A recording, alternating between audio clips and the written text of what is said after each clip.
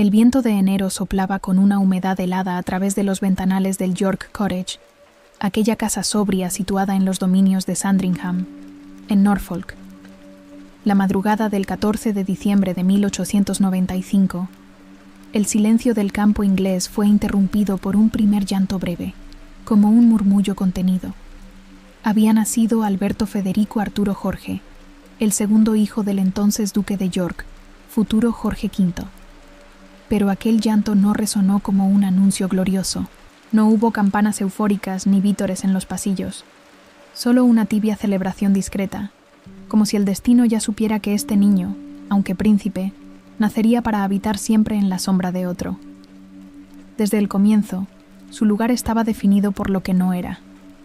No era Eduardo, el primogénito, el brillante, el encantador.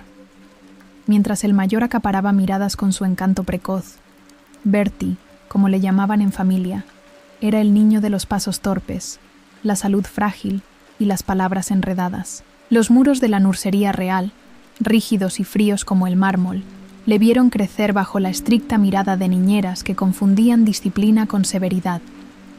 Si se equivocaba al pronunciar una palabra, se le reprendía. Si lloraba por las botas ortopédicas que corregían sus rodillas torcidas, se le ignoraba. A los 4 años, su tartamudez emergió como un susurro roto que no encontraba compás ni cadencia. Y desde entonces, cada conversación familiar se convirtió en un campo de tensión. Su padre, Jorge V, no gritaba ni reñía, simplemente callaba. Ese silencio glacial dolía más que cualquier reprimenda. Bertie escribía con la izquierda, o lo intentaba, pero en una corte donde hasta la escritura debía seguir el orden del deber, fue obligado a usar la derecha. Cada letra mal trazada era corregida con firmeza. Las comidas familiares eran una coreografía de expectativas, donde cada bocado debía tomarse con precisión y cada palabra debía salir fluida. Cuando no lo conseguía, cuando tartamudeaba frente al tenedor en alto, se encontraba con la mirada fija del rey, un muro de hielo que no ofrecía ni consuelo ni comprensión. Más tarde, en la Academia Naval de Dartmouth, el joven príncipe se encontró con la vastedad del mar, pero también con la soledad más profunda. Allí, entre uniformes y olas grises que golpeaban los muelles con furia, trató de ocultar sus temores entre páginas escritas a su madre, la reina María. En esas cartas, su caligrafía temblorosa contenía un deseo inconfesable: ser visto no como un príncipe, sino como un muchacho frágil que buscaba consuelo. Las noches eran largas, frías, atravesadas por el sonido del viento rasgando las lonas de los mástiles. En cada rincón del internado se sentía observado, medido, juzgado. Mientras tanto, Eduardo brillaba en cada retrato, en cada acto público, cada viaje imperial. Bertie era apenas una silueta en los márgenes, pero incluso en la rigidez de esa infancia encorsetada, algo en él resistía. Tal vez era una ternura escondida, o quizás el anhelo profundo de ser amado sin condiciones. En sus silencios, en su tartamudez, habitaba un alma herida, pero también tenaz. Un alma que, sin saberlo aún, estaba destinada a resistir las tormentas más cruentas del siglo, aunque para ello tuviera que renunciar, una y otra vez, a su propia voz. El rugido era ensordecedor. Mayo de 1916. El mar del norte hervía en llamas, mientras los acorazados británicos y alemanes se enfrentaban en la batalla de Jutlandia, la más grande contienda naval de la Gran Guerra. A bordo del HMS Collingwood, el teniente Alberto de York no era un espectador de lujo, sino un oficial más, con los nudillos tensos alrededor del metal, los oídos zumbando por cada descarga. El aire se volvía irrespirable, saturado de humo, sal y ese olor penetrante de pólvora que se queda impregnado en la piel por días. Las cubiertas temblaban con cada impacto cercano. Bajo el casco, las máquinas chirriaban como si el barco gimiera en un idioma antiguo, y sobre la cubierta, los hombres gritaban, corrían, sangraban. En medio del caos, Bertie se mantuvo firme. No heroico, no altivo, solo firme. Las órdenes salían con esfuerzo, su voz luchando contra el temblor que desde siempre lo acompañaba, pero que en la guerra se volvía parte del paisaje. Durante horas, el cielo fue una bóveda oscura cruzada por proyectiles y fuego. Al final del enfrentamiento, mientras el Collingwood regresaba con su estructura aún intacta, algo en él se había quebrado.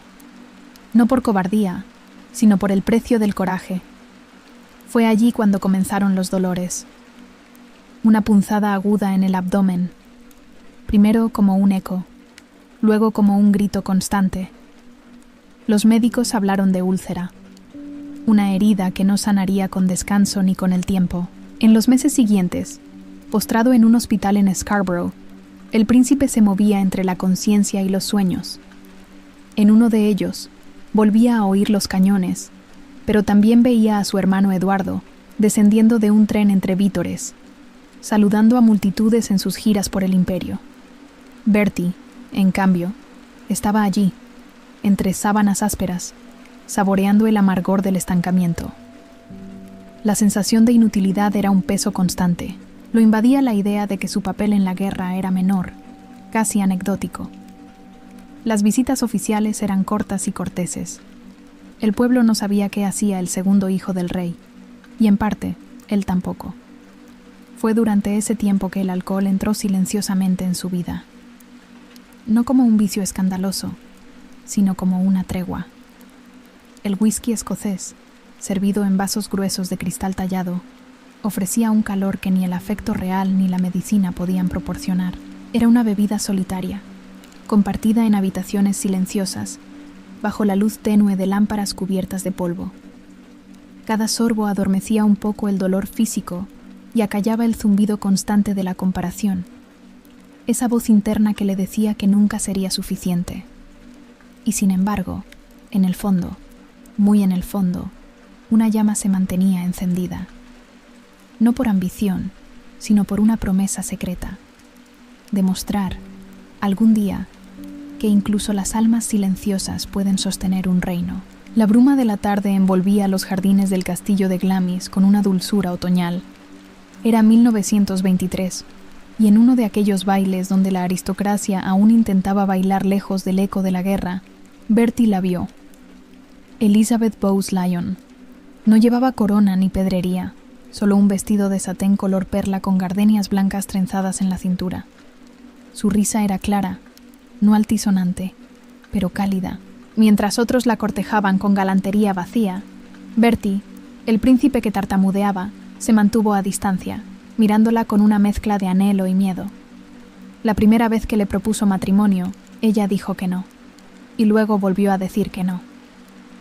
No podría vivir encerrada en esa jaula dorada, le confesó, con una honestidad que lo desarmó. Pero no era un rechazo frío, era un miedo compartido, el mismo miedo que él sentía desde niño. Y tal vez por eso la amó más, porque Elizabeth no se arrodillaba ante títulos ni linajes. Ella quería un hombre, no una institución.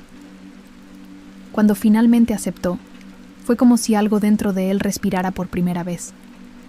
El 26 de abril de 1923, la abadía de Westminster se vistió de blanco y oro. Bertie esperaba frente al altar con las manos húmedas y la mirada baja. La multitud observaba. Las cámaras rodaban, pero cuando Elizabeth llegó, con esa calma envolvente en el paso, él la miró, y por un instante, su tartamudez se redujo a un temblor leve. En el momento de los votos, su voz no fue perfecta, pero fue firme, porque ella estaba allí, porque por primera vez no estaba solo. Poco después comenzaron las sesiones con Lionel Logue, un terapeuta del habla australiano, excéntrico y cálido, que lo recibía en Harley Street con ventanas empañadas por el vapor del té y el invierno. Las sesiones eran íntimas. No había protocolo ni reverencias. Solo un hombre hablando con otro. Lionel lo hacía leer versos de Shakespeare. Le enseñaba a respirar con el diafragma, a relajar la mandíbula. Pero más que técnica, lo que ofrecía era paciencia. Y en esos ejercicios, entre suspiros y risas nerviosas, Bertie comenzó a recuperar algo que había perdido hacía mucho: la fe en su propia voz. Las noches en Clarence House eran tranquilas. Elizabeth leía, él escribía o ensayaba. Se reían en voz baja, como si compartieran un secreto frente al mundo. Llegaron las hijas, Isabel primero y luego Margarita. La paternidad no lo llenó de certezas, pero le ofreció algo más profundo: propósito. Y sin embargo, la vida, como un río que nunca se detiene, ya traía en su cauce una curva inesperada. Muy pronto, el hermano brillante que siempre había eclipsado su luz se vería arrastrado por su propia sombra, y el peso del destino, al que Bertie siempre había huido, caería finalmente sobre sus hombros. El invierno de 1936 parecía más denso de lo habitual en las Highlands escocesas. El cielo sobre Balmoral tenía un tono gris azulado, inmóvil, como si presintiera la tormenta que se avecinaba. Fue allí, entre abetos cubiertos de escarcha y el silencio de una casa demasiado grande, donde Bertie recibió el telegrama. Las palabras eran pocas, pero cada una pesaba como plomo. Eduardo abdicaba, por amor, por Wallis Simpson, por una vida que no admitía coronas. Al leerlo, Bertie no habló. Las lágrimas le brotaron sin permiso, no por la traición del hermano, sino por la certeza que acababa de instalarse como un golpe en el pecho. Ahora le tocaba a él. «No soy rey», murmuró. «No puedo serlo». Su voz se quebró como un cristal bajo el peso de lo inevitable. El eco de sus pasos retumbó en los pasillos de piedra, mientras caminaba hacia ninguna parte. Afuera, el crujir de la gravilla anunciaba la partida de Eduardo. El auto avanzaba lento, como si el mismo tiempo se resistiera a soltarlo. Pero se fue, dejando atrás una nación y una familia al borde del abismo. La coronación fue en mayo del año siguiente, en la misma abadía de Westminster, donde había dicho sus votos de amor. Pero esta vez no fue alegría lo que llenaba el aire, sino una mezcla densa de miedo y responsabilidad.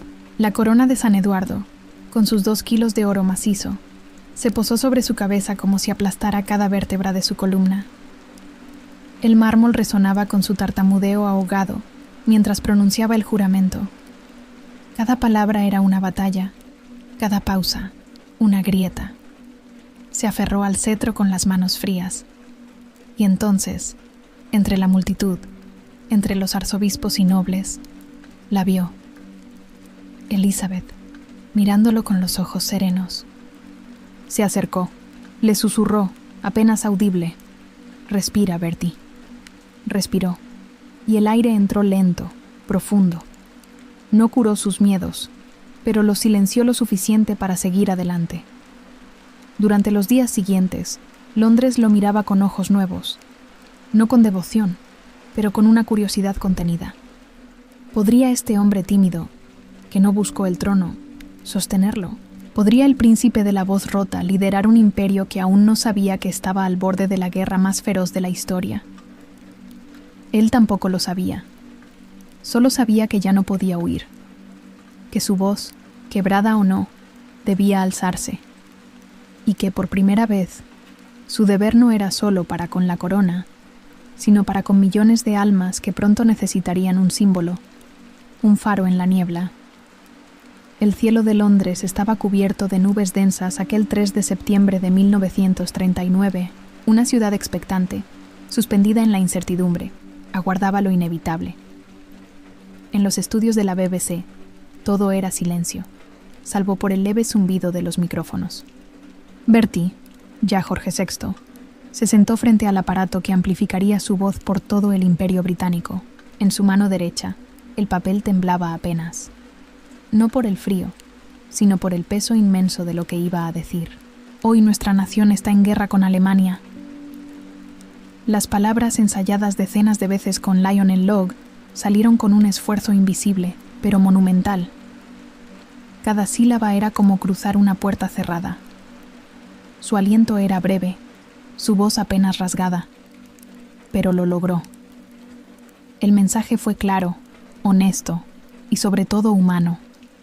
A través de ese hilo de voz se coló una emoción verdadera, Miedo, sí, pero también decisión. No era la oratoria de un líder carismático. Era el corazón de un hombre que no había elegido el trono, pero que no huía de él. Días después, los zumbidos no eran los de los micrófonos, sino los de los aviones alemanes sobrevolando la ciudad. Durante el Blitz, mientras las bombas caían noche tras noche sobre Londres, el Palacio de Buckingham fue alcanzado por explosivos. Una de las explosiones destrozó la capilla privada. El polvo de yeso flotaba en los rayos de sol como nieve suspendida, posándose sobre el piano de la reina, sobre los retratos familiares, sobre la historia misma. Elizabeth, la reina consorte, no lloró. Dijo: «Ahora podemos mirar al East End a la cara». Las hijas del rey, Isabel y Margarita, pasaban las noches en los refugios, sus risas amortiguadas por el estruendo lejano. En una fotografía rescatada de los escombros, se las ve entre sacos de arena, como niñas en un juego interrumpido por el miedo. Bertie, mientras tanto, recorría hospitales, fábricas, ciudades destruidas. No era elocuente, pero era constante. Aparecía, apretaba manos, escuchaba. Su presencia era una declaración silenciosa. Estoy aquí con ustedes. Las noches más tensas se vivieron bajo tierra, en el búnker de Whitehall, donde compartía estrategias y silencios con Winston Churchill. Allí, entre mapas desplegados y humo espeso de cigarrillos, se decidía el destino de Europa. Bertie escuchaba más de lo que hablaba, pero cuando hablaba, lo hacía con esa convicción de los que han atravesado sus propios infiernos. Fumaba compulsivamente, 30 cigarrillos al día. Su tos seca resonaba entre las paredes revestidas de concreto. A veces, se quedaba mirando fijamente un punto en el mapa, como si pudiera ver, más allá de la guerra, un futuro posible. Afuera, la ciudad ardía. Adentro, él resistía. Con cada palabra que lograba decir, con cada visita que hacía, con cada noche sin dormir, Jorge VI se convertía, sin quererlo, en algo más grande que un rey.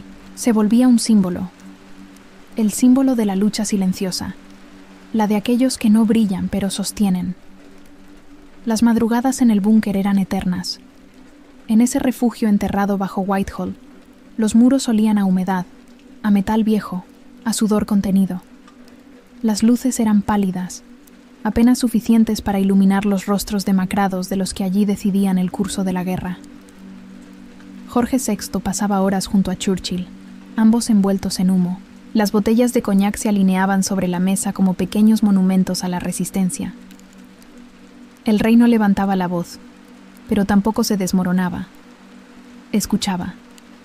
Y cuando intervenía, lo hacía con una gravedad serena, como si sus palabras fueran piedras cuidadosamente colocadas en medio de un río embravecido. Pero la guerra no pasaba en vano. Su cuerpo, ya frágil por las viejas úlceras, comenzaba a ceder.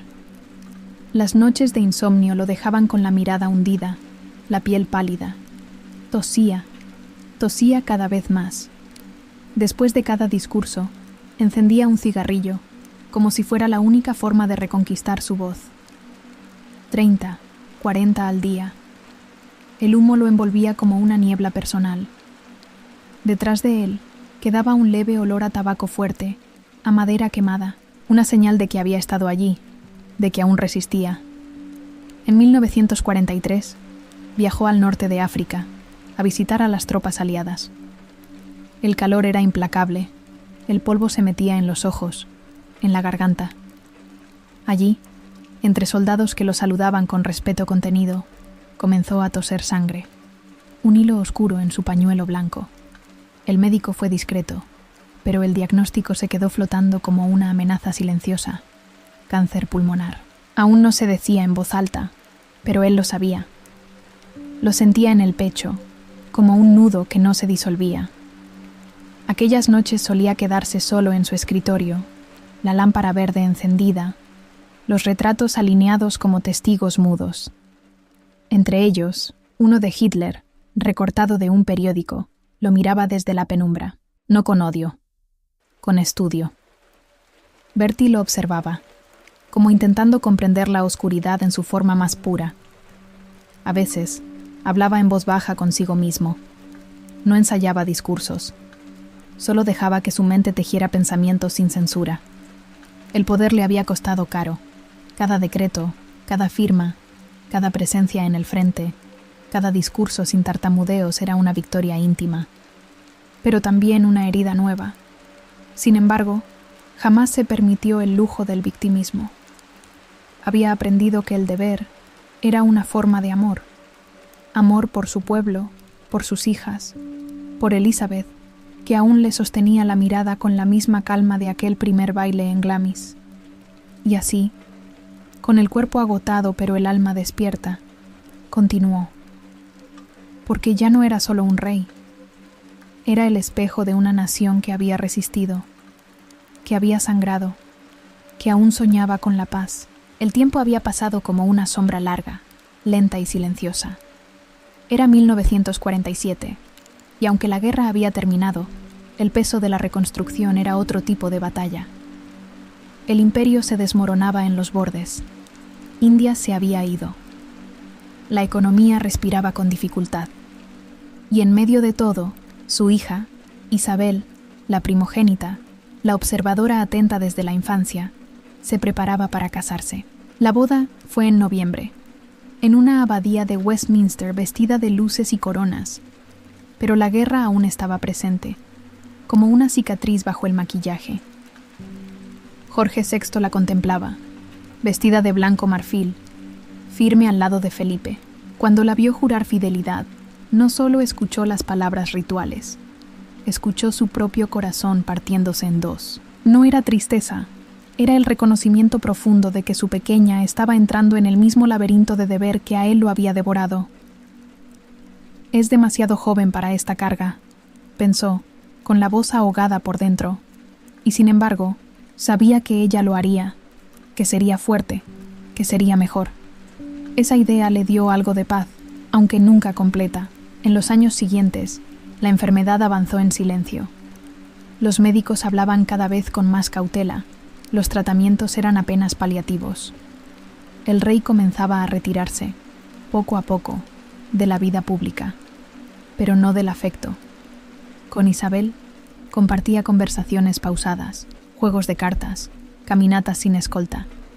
Con Margarita, la hija más impulsiva, reía todavía como un padre joven. Y con Elizabeth, la reina, compartía silencios que decían más que las palabras. La última Navidad fue en Sandringham, en 1951. La nieve caía espesa, cubriendo el campo como un manto de calma. Dentro de la casa, el fuego chisporroteaba en las chimeneas y el aire olía a cera y a madera húmeda. En el salón de billar, padre e hija se enfrentaban en una partida lenta. El taco golpeaba las bolas con precisión medida. A veces no hablaban. Otras compartían anécdotas del pasado, recuerdos de infancia, retazos de una vida que ambos sabían estaba a punto de cerrar un ciclo. Aquellos días eran suaves, tranquilos y a la vez llenos de despedidas sin nombre. El cuerpo del rey ya no tenía la resistencia de antes. Se fatigaba al subir las escaleras, respiraba con dificultad, pero no se quejaba. Solo miraba por la ventana los campos cubiertos de escarcha, como si buscara en el horizonte alguna señal, un cierre, un permiso para irse.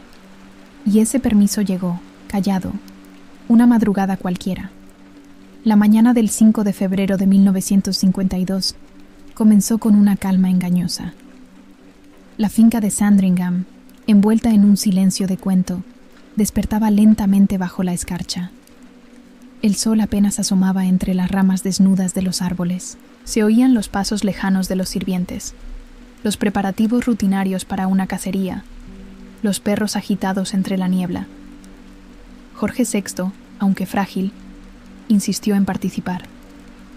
Salió temprano, abrigado hasta el cuello, con el rostro pálido pero resuelto. El aire estaba impregnado de humedad y pólvora. Se escucharon disparos. 1, 2, luego un tercero. Un ciervo cayó, y poco después cayó él. No hubo gritos, solo el leve crujido de la nieve bajo el cuerpo que se desplomaba. La muerte fue silenciosa, rápida. Una trombosis coronaria, dijeron los médicos. El corazón, exhausto por años de presión y nicotina, había dejado de resistir. El cuerpo del rey fue llevado de vuelta a la casa, donde el calor de las chimeneas apenas tocaba ya su piel. El olor a tierra mojada, a leña y pólvora, flotaba aún en los pasillos. A las 6:30 a.m., el reloj se detuvo. Las enfermeras corrieron por los corredores de madera, sus pasos amortiguados por las alfombras gastadas. El personal del castillo evitaba cruzarse las miradas. Sabían lo que acababa de ocurrir, pero nadie encontraba las palabras. Isabel, la hija que apenas días antes había partido hacia África, en su primer gran viaje como heredera, recibió la noticia con la voz quebrada de un emisario. En su regreso, ya no era hija, era reina. La corona, aún sin haber tocado su cabeza, la esperaba. En Sandringham, el cuerpo de su padre yacía en la habitación, los párpados cerrados con delicadeza, los labios inmóviles, la piel ya cediendo al silencio final. Sobre la mesilla de noche, junto a un vaso de agua y unos documentos doblados con precisión, aún reposaba la corona, no la del Estado, no la de las ceremonias, sino una pequeña réplica simbólica, testimonio de una vida cargada de deber y de peso. Así terminó la historia de Jorge VI, no con fanfarrias ni discursos triunfales, sino con el crujido de la nieve, el susurro del viento en los árboles y el eco de una voz que, aunque tartamuda, logró sostener a un país entero. Su legado no fue la grandeza, sino la entereza. No fue el brillo, sino la firmeza silenciosa de quienes se niegan a rendirse, incluso cuando tiemblan por dentro. Y con su muerte comenzó una nueva era,